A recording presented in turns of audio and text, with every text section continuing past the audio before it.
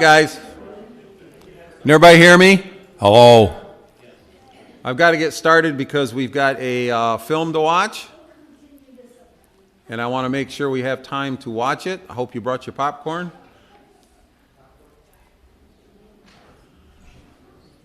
Last week, we said that there are two major kinds of evidence that God sprinkled around like breadcrumbs for us to see and to evaluate. Anybody in here remember the two major kinds that we're talking about? If not, I'm going to... Natural and revelation. I like the words you used. I didn't use those, but Terry, that's very good. I'm going to write those down. I like the words. Okay? What we did last week, I'll mention in a minute. What we did last week was we looked at a lot of different... we looked at a lot of different examples, and what I came up with was the guy that had an article where he was an atheist, he became a Christian, and his two were scientific and historical. What I call external evidences that come from creation, or internal evidence that come from the Word of God. You used just now natural and revelation. Two very good words, okay? There's lots of different ways to describe these. But what basically we're talking about, there's evidence that shows us that, well, it should show us that there is an intelligent designer. And there's also then other kinds of evidence that shows us that this designer communicated with us. And hopefully we come to the conclusion, and there's a lot more involved in this if we were to do an in-depth study, of how we get to the God of the Bible being the personality for both, okay? Because there are people that think that there is a designer, but that designer is other things, whether it's another religious God or whether it's another idea about Mother Earth, or there's a lot of different paths you can go, okay? But for us, we're saying that once we see that there is evidence for a designer, we look for the designer, we read the books, we finally come up with that the evidence points that the Bible is the one that actually has the best explanation. How many in your lives have actually questioned that second part of it and actually went into, and I'm raising my hand because I have, went into actually reading some of the Vedas, some of the Koran, some of the other religious books in the world, and some of the other philosophies? Terry has also. If you haven't done that, then either you've been satisfied or you don't even know that that problem exists. And if I open up the mind so much and you start going, oh, maybe it wasn't a real God, then talk to me or Terry, because we can set you in the right path, give you some books to read. Because it is an interesting study, but it still all leads back to the Bible as being the one that is the one that has the best communication and the evidence that points towards a God. That's what this class is kind of about, and ultimately, like I said before, we're going to get to the part where we're going to show some of the prophecies about nations, but I want to get into that first, so that's why we're doing these pre-sessions first about this. We spent some time discussing last week a few pieces of this outside evidence, as we call it. We looked at such things as the lack of transitional forms. Okay, they say that they have them. They know they need them if their theory is going to be correct, but they don't have them, so they figure out ways around it. We also looked at the fact that there are many, many symbiotic relationships throughout the natural world, and that these do not render themselves well to the slow process of gradualism, like they have to believe in. We looked at the irreducible complexity of the universe, had a couple of examples of that. And we also looked at the idea of some of the laws of nature, such as the first and second laws of thermodynamics, basically break down if you are gradualistic atheist. And finally, there was my favorite that we talked about, and that is that a system that does not begin with a mind means that non-intelligence or a rock, or some people say a gaseous form, or whatever it is, began thinking and feeling sometime down the road, and it was through these random reactions in chemistry and electricity that we get our feelings and our knowledge. And to me, I said that seems absurd, but to me that's one of the biggest arguments against not having an intelligence at the beginning. So the question was it intelligence versus non-intelligence, mind versus matter? And hopefully we here believe that the evidence points towards an intelligence coming first. And if you're not sure about that, again, talk to one of us, all right? And I think I've shown this several times before, but there is a famous scientist, George Wald, Nobel Prize in Science in 1969, that put it this way. He's an atheist speaking to a group of atheist scientists, all right? And he says, when it comes to the origin of life on earth, there's only two possibilities, creation or spontaneous generation.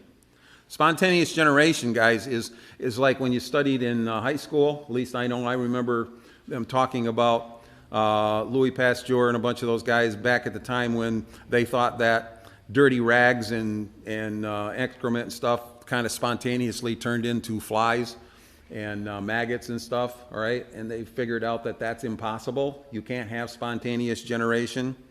But they're saying there's only two possibilities. Or either there was a mind that created, or there was spontaneous generation that happened by chance, by accident, without a mind. There is no third way. Spontaneous generation was disproved over 100 years ago, but that leads us only to one other conclusion, that of supernatural creation. We cannot accept that on philosophical grounds. Therefore, we choose. You understand the word here? That's a really big, important word in this statement. We choose to believe the impossible, that life arose spontaneously by chance. Why? Why are they doing that? They don't like the alternative. And he's one of the very few ones that are honest about it. Okay? Wall's basically saying, we know it can't be true, but it's all we've got, so there it is. Okay? Always remember, and we said this about two or three times already, always remember that what we have and what they have are not proof. They say they got proof, and yet they still add into a theory. And they still call it a theory. All right? There is no absolute proof on this. What is it that we have instead? Huh? Evidence. Mountains and mountains of evidence that has to be evaluated. Every person must evaluate this evidence for themselves. Look at the evidence, make a judgment, and see where that evidence points. Today, we're going to begin looking at the inside evidence, which I think is the most powerful, yet it's the most subtle. The evidence from inside the Bible itself.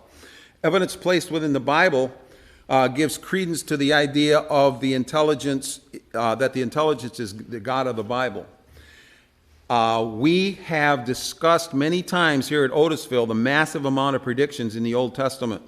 I've done it in classes, other people have, especially pertaining to what the Old Testament said about the promised seed. In fact, I remember in a class, I don't have the control again. There we go. I remember passing this sheet out actually in a class years ago. And we're not going to go through it in detail by no means, but this is just 60 predictions from the Old Testament scripture where the statement's made, and the New Testament scripture where it says that it came true. The odds against this happening with 60 of these is astronomical. We may talk about that a little bit more, about these odds and stuff, in another lesson. I'm planning on it. This is only 60. There are hundreds just about Jesus.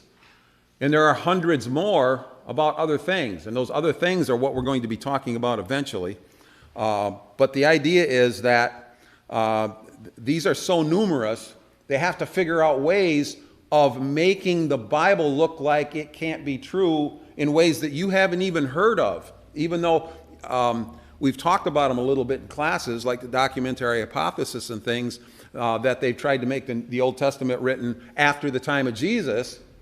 Why? Because then they're not predictions anymore. But then we got facts now that the Old Testament writings were written before Jesus, because they found the Dead Sea Scrolls. There's lots of this going on that's easy to decipher, but you've got to know what the kinds of details are.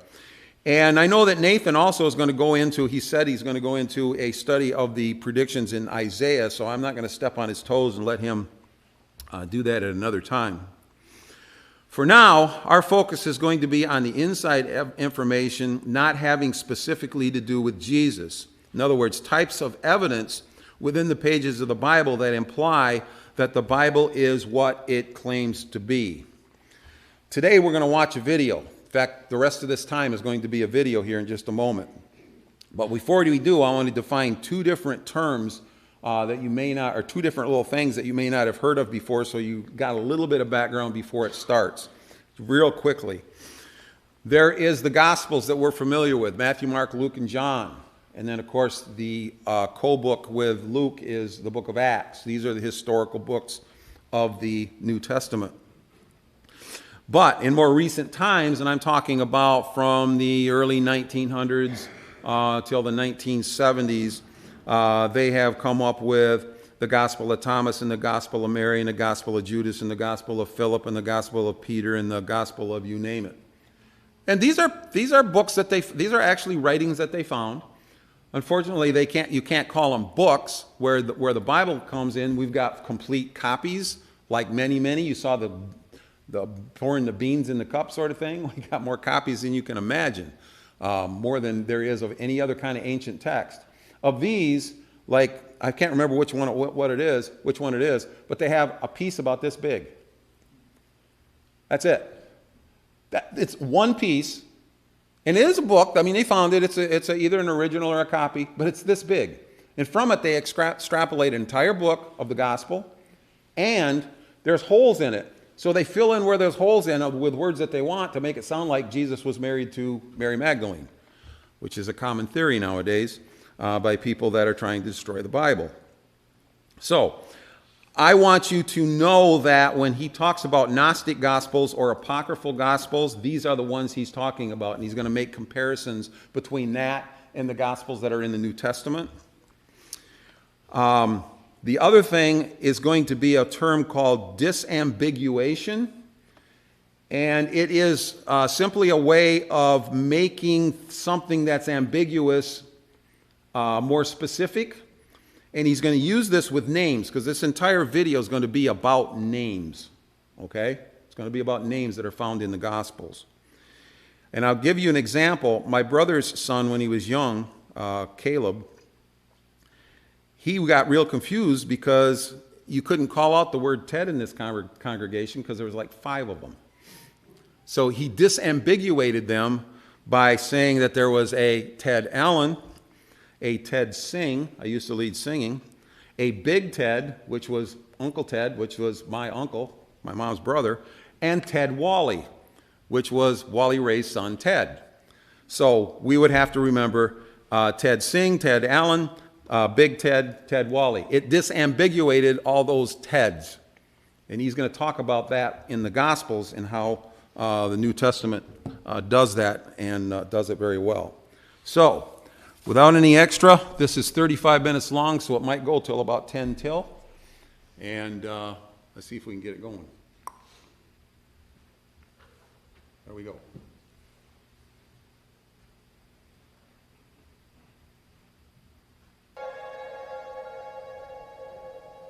Well, it really is great to be here. What we're going to be looking at tonight is the question of whether the Gospels are based on eyewitness testimony. And I want to be presenting some old and some new evidence that the Gospels are indeed based on eyewitness testimony. But I want to begin with a fellow Brit, C.S. Lewis, the author of the Chronicles of Narnia, who made an argument about the person of Jesus. And he said that when we look at the sort of claims that Jesus makes about who he is, we either need to say that he is the Lord, that he is liar, or he is lunatic, because the sort of claims he makes are so big they can't just be written off as the words of a very great person, because a great person doesn't attribute so much to himself. But what we found is that in recent years, people have added to those three possibilities another one, that Jesus is in fact legend. So we want to ask the question, do we have evidence that the Gospels are reliable? I want to go to a skeptical source. Bart Ehrman, one of the most famous, prominent skeptics within the US at the moment, a very accomplished biblical scholar, says this when he talks about the Gospels. What do you suppose happened to the stories about Jesus over the years as they were told and retold? Not as disinterested news stories reported by eyewitnesses, but as propaganda meant to convert people to faith, told by people who had heard them fifth or sixth or 19th hand. Did you or your kids ever play the telephone game at a party? Well, the telephone game in Britain we call Chinese whispers. You're probably not allowed to call that over here, but that's what we call it over there, and no one minds. Now, you know the way the telephone game works. It's a game specially set up in order to corrupt the message so you can laugh. So there are various rules. For instance, you have to whisper. That ensures the message gets corrupted. You're only allowed to say it once, so that ensures the message gets corrupted. You're only allowed to hear it from one person. Why should I use that as an analogy for how Christianity spread early on? I prefer the analogy of karate. Now, have you ever heard anyone say that karate must be becoming corrupted because it's being taught from one person to another? No, because you know that karate is full of discipline, and when people teach things, they teach it carefully. There are checks and balances to make sure it gets passed on. I think that's a far better analogy. But we're going to come back to this question of whether it's possible that Christianity could have begun something like the telephone game. But the first thing we're going to do is look at where the Gospels were written. Now, the Gospels, according to earliest Christian traditions there are about where they were written, generally weren't written in the land of origin, which is Israel and Palestine. I'm not making a political point when I use either of those words. I'm just talking about a location, okay? Now, according to early Christian tradition, Mark was written in Rome, Luke in Antioch, or maybe Achaia, or maybe Rome. John was written in Ephesus, Turkey, Asia Minor. A late Christian tradition, 300 or 400 years after Christianity began, was that Matthew's Gospel had been written in Judea. In other words, the general consensus is that most of the Gospels weren't written in Israel. We go to a modern scholar, a reasonably skeptical scholar, and he looks at the Gospels and he says, well, I think that none of them were written in that land of Israel or Palestine. Maybe John's Gospel began as a team effort with some a group who were there in Palestine and then or Syria, and then they moved to Asia Minor. But other than that, basically outside the land. Or we could go to Bart Ehrman himself. He says, where then did these anonymous Greek-speaking authors live? Living probably outside Palestine, some 35 to 65 years after the events that they narrate get their information. The gospel writers, he thinks, were probably outside the land. So we've got a consensus, whether it's a skeptical scholar or early church tradition, that most of the Gospels were written outside the land of the events that they narrate. Now that's an interesting thing, because that raises a question as to how familiar they were with the land that they're talking about. So we could ask, do they know the land? Do they know the agriculture? Do they know the architecture, the botany? Do they know the burial practices we could look into? All those sorts of things of culture. If you've never visited a place, how can you write about it intelligently? So we're going to look at a number of tests tonight to see whether these people knew about the land. because that will tell us whether they are potentially close to the events. If they're thousands of miles away in another country, simply making things up, well, they're not going to have any of that right sort of information. I'd never been to your beautiful state before about 3 years ago, and I just didn't know much about it. I'd heard about Texas. I didn't know it could rain here, like really seriously rain. And that was completely new to me. So in other words, when you haven't been to a place, even in the information age, often you're quite surprised by something when you go there. Well, think about it back then when you don't have the internet. You know, back then it was even before Wikipedia. Can you believe that?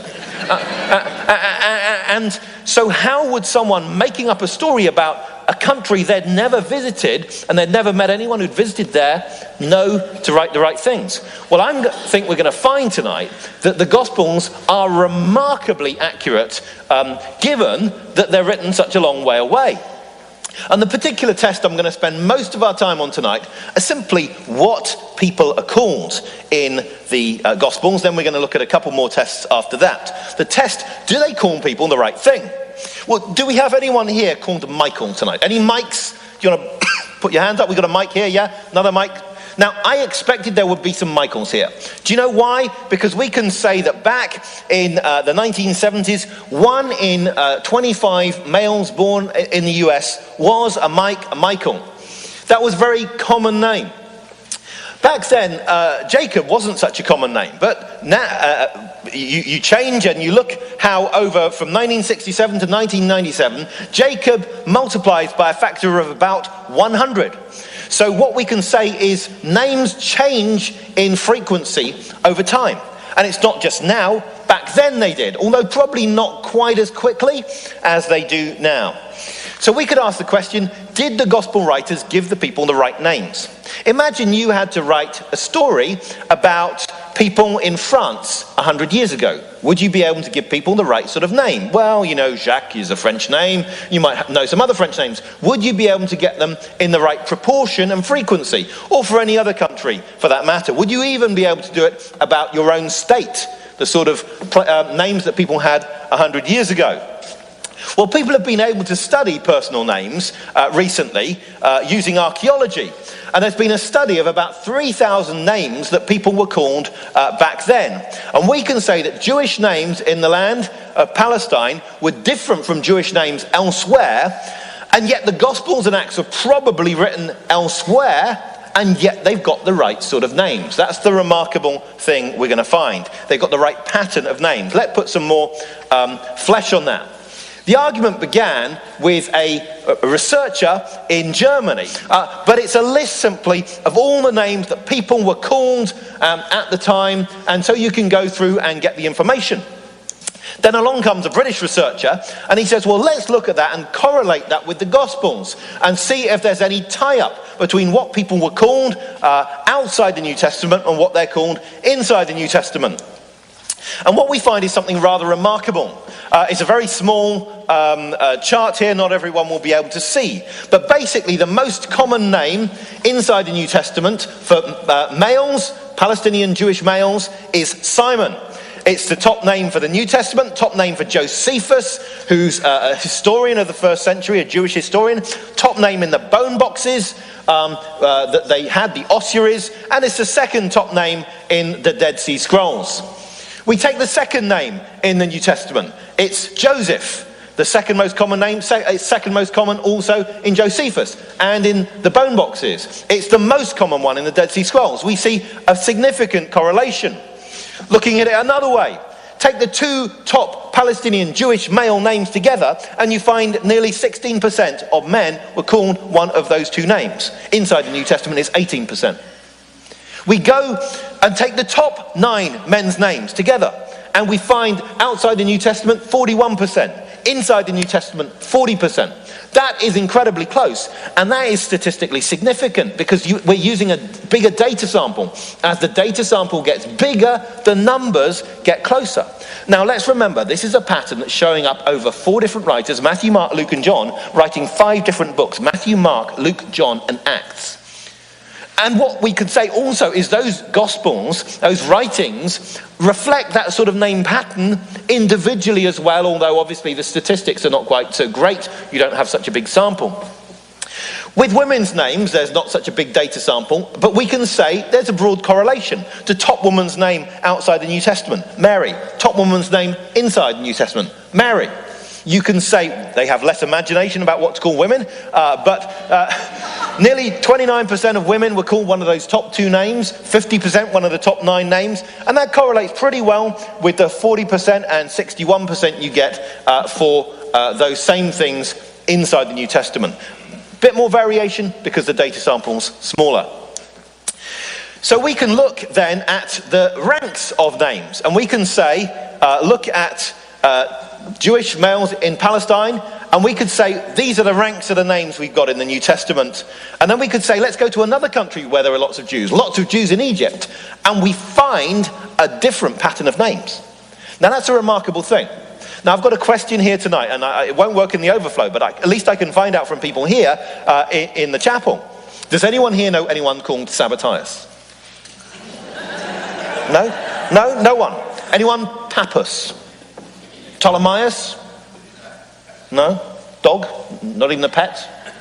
No? Okay. Why not? Because the Gospels weren't written about Jewish men in Egypt. If they'd been written about Jewish men in Egypt, sure, those names would have become quite common for us, but they haven't. So in other words, if someone's in a different land, you get a different set of names. Now think about that again. If you had to make up that story about, people in France 100 years ago, would you have got the right sort of names? If you had to write a story about people in Egypt 100 years ago, would you get the right sort of names? You might have some vague idea of Arab names, but would you know how the names in Egypt differ from the names in Jordan, differ from the names in Syria? Unless you've been in those countries, you'd have no idea. And even if you have lived in those countries, I'm not sure your intuitions as to what the most common names would be a very reliable guide. Now again, we've got another survey. We've got some surveys tonight. And one of the surveys I've got is this. Has anyone had the experience of naming a child, giving that child what they thought was an unusual name, only to find out as soon as they've named the child that lots of other children have got the same name? Okay? So we've got at least one here, got another one here, another one there, another one there. Yeah, okay. That's right. Why is that? Because our intuitions as to what the most common names aren't always completely reliable. So that's something that's quite common because our intuitions are just based on a smaller data sample. So even if people were making up stories in the land, they wouldn't be able to get the names in the right proportion. Back then they didn't have any of those magazines that told you what the most common names were.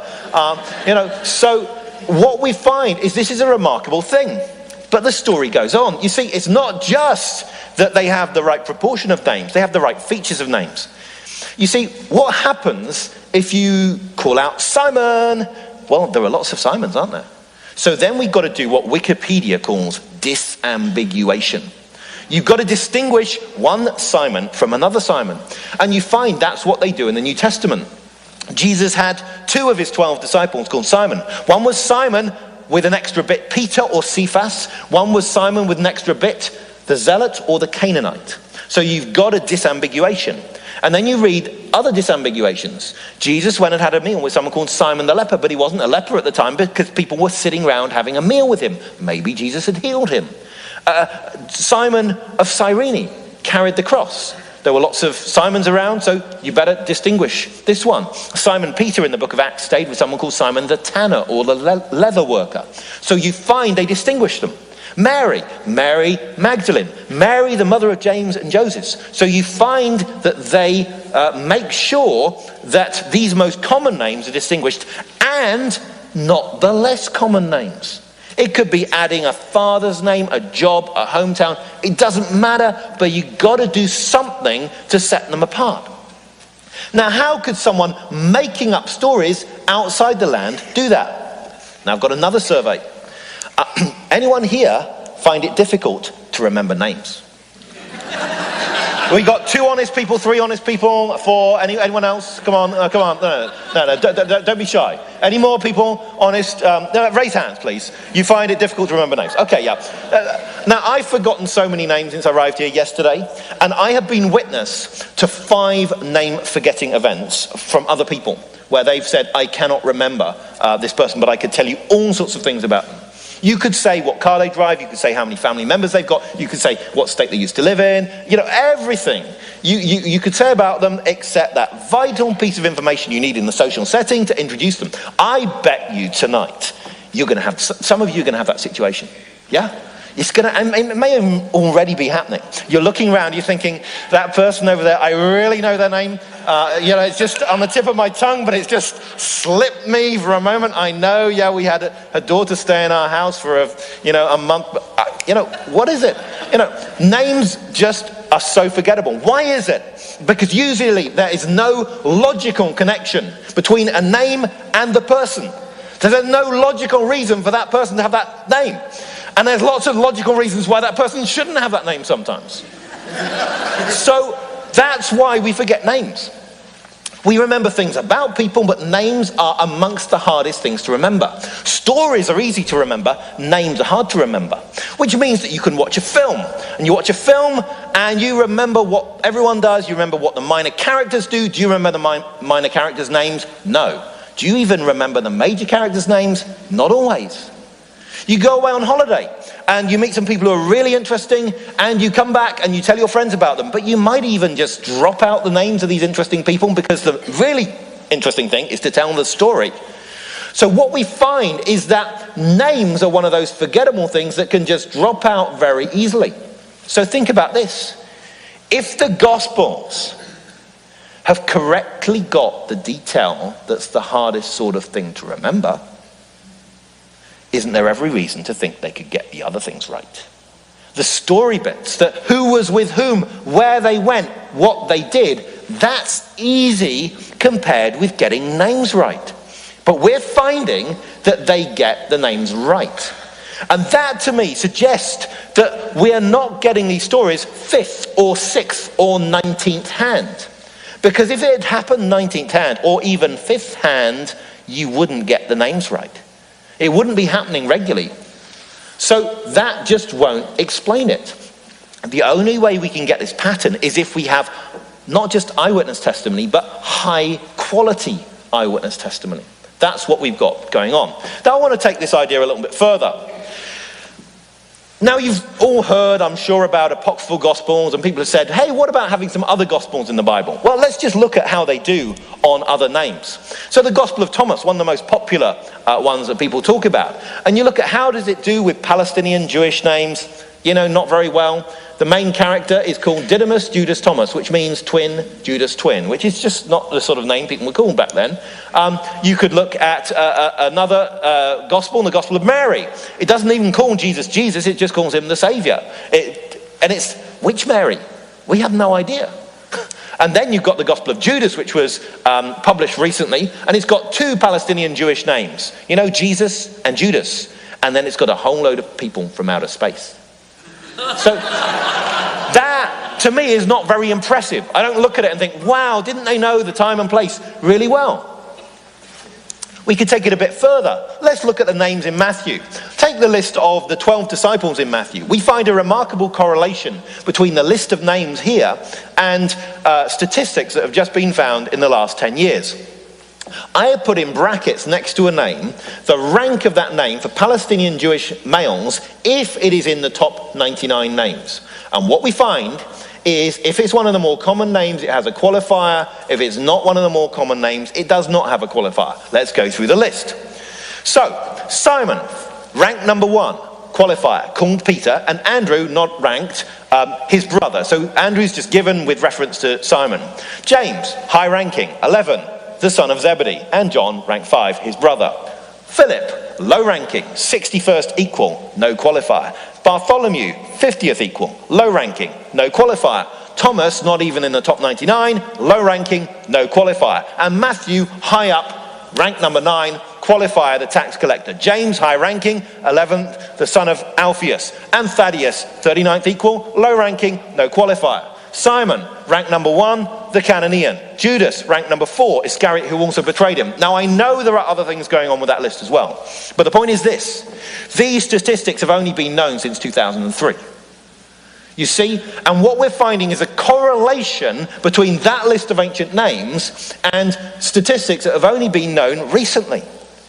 That's a remarkable thing, because it says to me that what we've got in this list is a list from Palestine. It's a list that's formed in the land.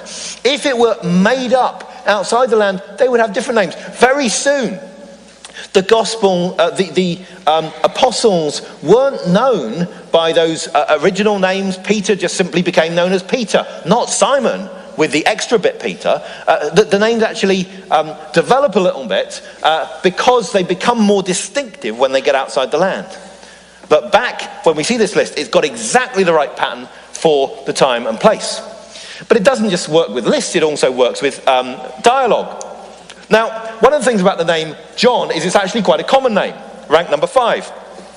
So when Herod wants to say about Jesus that he thinks he's John the Baptist, come back from the dead, he cannot simply say to his servants, this is John, because his servants would have said, which John? We've got several Johns that work in the palace. That it doesn't really help us.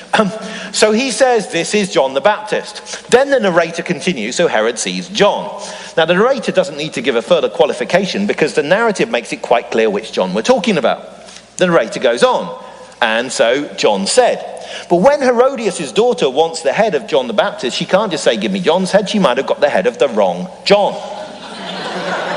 So she says, give me the head of John the Baptist. Yeah?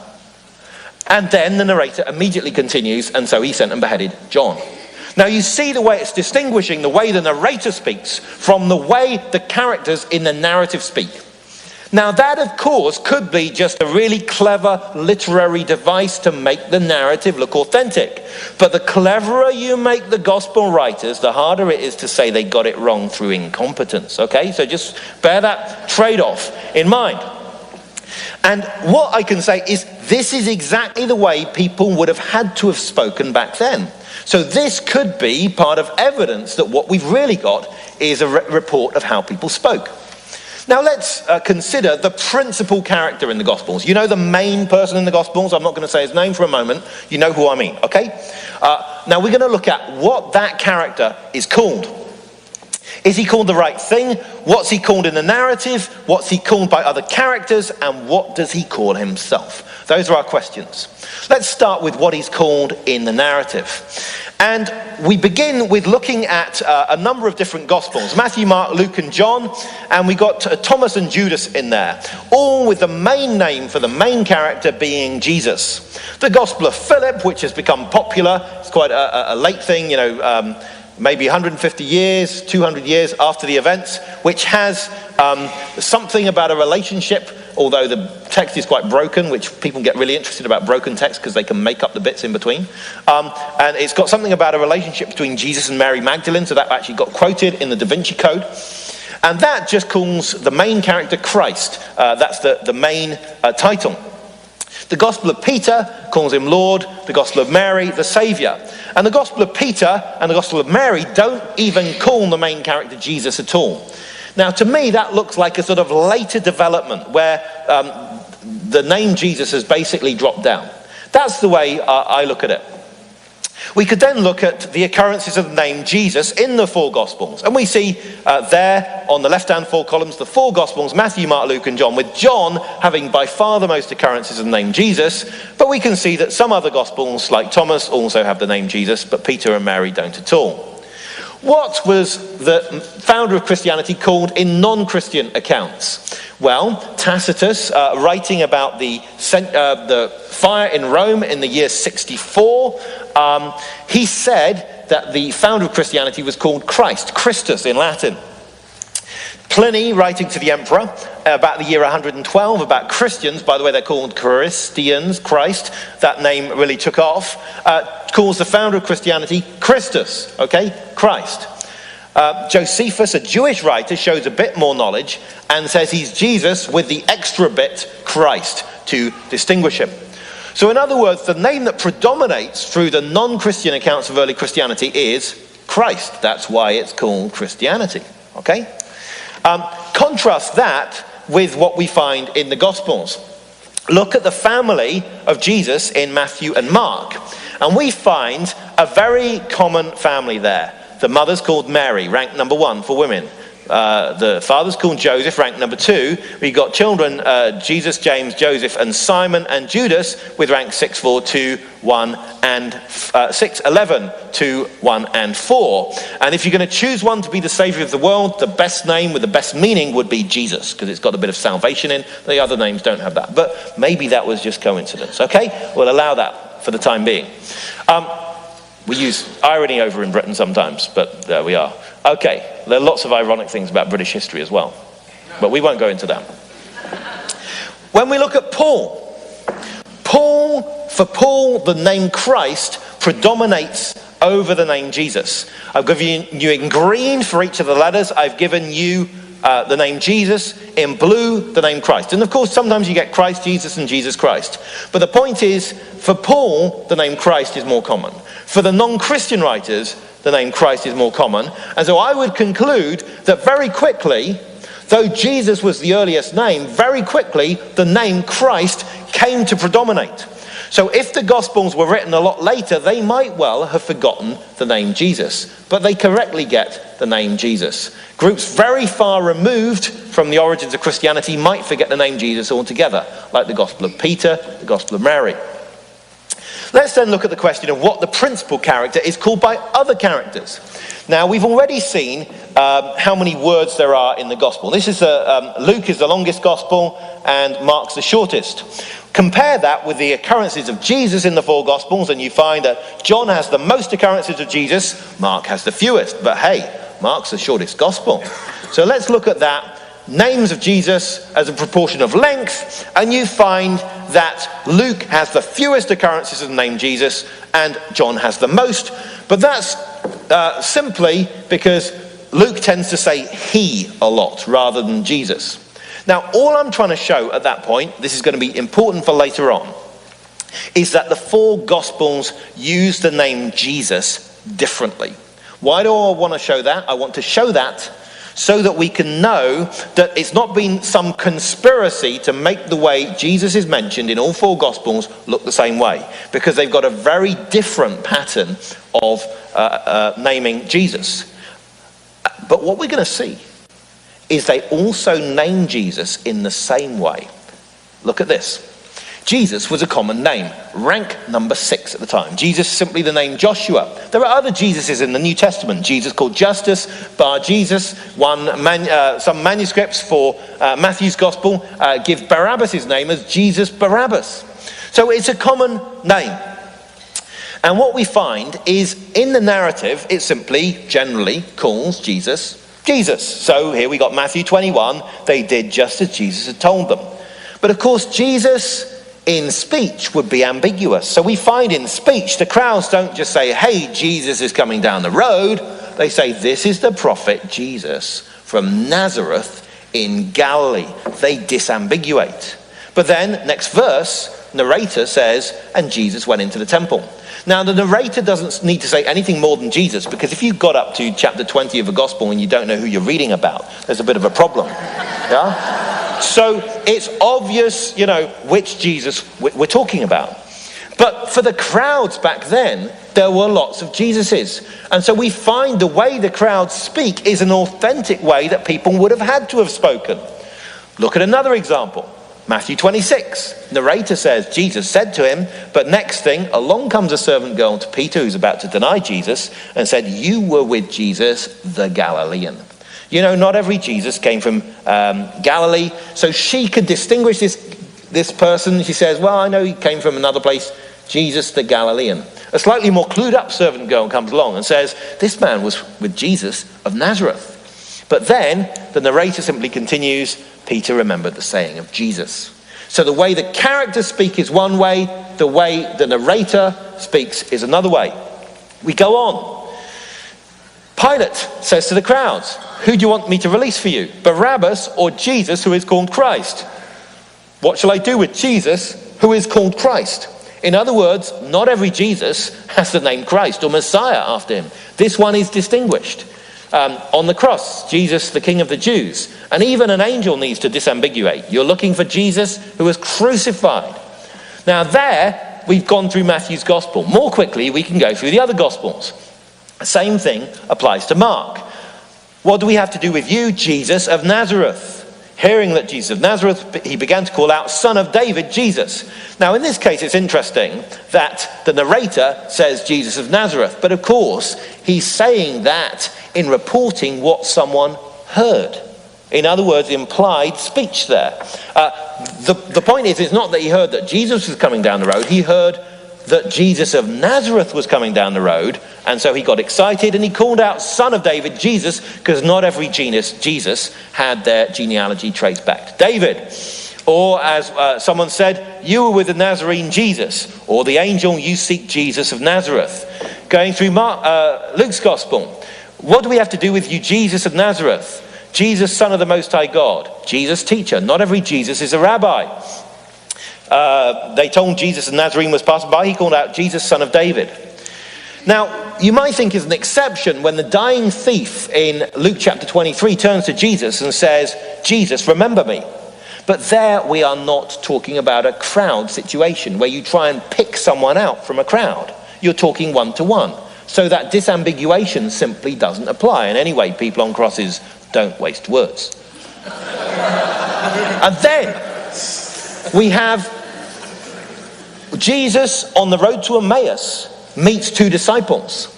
And he acts as if he doesn't know what's been going on. And they say, well, don't you know the things that have gone on concerning Jesus of Nazareth? So that's Luke's gospel. We find the same pattern in John. We found the one that Moses and the law and the prophets wrote about. Jesus, the son of Joseph from Nazareth. Isn't this Jesus, son of Joseph, whom we know? You might think it's an exception in John chapter 9, where the man who's born blind and is healed is asked who healed him, and he said, well, the man called Jesus made clay. Why does he just simply say the man called Jesus? The point that's going on here in the narrative is precisely, if you read it carefully, this man has been given physical sight, but he's not yet been given full spiritual sight. Gradually through the narrative, he comes to realize more and more. And so what the narrative is doing is, in order to show that he's still to some degree ignorant, he only knows that the guy's called Jesus, he doesn't know anything more. He's an Australian called Bruce. I mean, that doesn't really tell you very much. Yeah? And so here, to show the ignorance, there's no more detail. And then, in the garden, whom are you seeking? They replied, we're looking for Jesus of Nazareth. That happens twice on the cross. Jesus of Nazareth, the King of the Jews. So this is a pattern across all four Gospels. When it occurs in speech, Jesus, in a crowd situation, Jesus is disambiguated, and that would have been necessary at the time and completely unnecessary 100 years later or in a completely different setting. So here we've got the sort of thing that fits with the time and place. Now, of course, you can say, well, they were just really clever narrators, narrative art, all four of them really clever. It starts becoming a little bit implausible for me to appeal to that. And the more clever you make the narrators, the harder it is to say they got it wrong through incompetence. Okay, what does the principal character call himself? One of the things about the principal character is that the way he speaks is different from the early church. For instance, he does not spend time teaching about what to do with the Gentiles. A lot of the early church were Gentiles, but there's just no direct teaching on that. He does not teach on how to run a church service. Just as well, isn't it? But what he does is he calls, he teaches in parables. But how many parables did Paul tell? What about the early church? Well, there's one called the Shepherd of Hermas. There's a bit of a parable. But on the whole, the early church just didn't take to parables. So the idea that the early church made up the parables later just doesn't really make sense when they're not using parables later on. So it's not just that his teaching's different, it's also the way he talks about himself that's different. Because his favorite self-designation is to call himself the Son of Man. And you know what about the title, the Son of Man, is it's very rarely used not on Jesus' lips. So it's not a title that became really common in the early church. It's actually different. So we've got threefold this. The narrator speaks a plausible way. The characters in a narrative speaks a plausible way. And the main character speaks in a different way from the way people spoke later. To me, that comes together to say, yes, what we've got is a reliable account. Looking at the distribution of the way the phrase the Son of Man is used, we find it's very common in Matthew, Mark and Luke, the 4 left-hand columns. When we look at the apocryphal Gospels on the right, it can be pretty uncommon.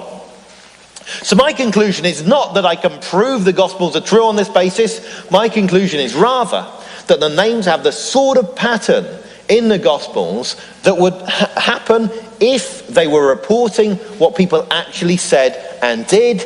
And it would be very hard for any person trying to make the story look plausible to put that pattern in. It just simply is too complex. The complexity you would need for an ancient forger would be quite incredible.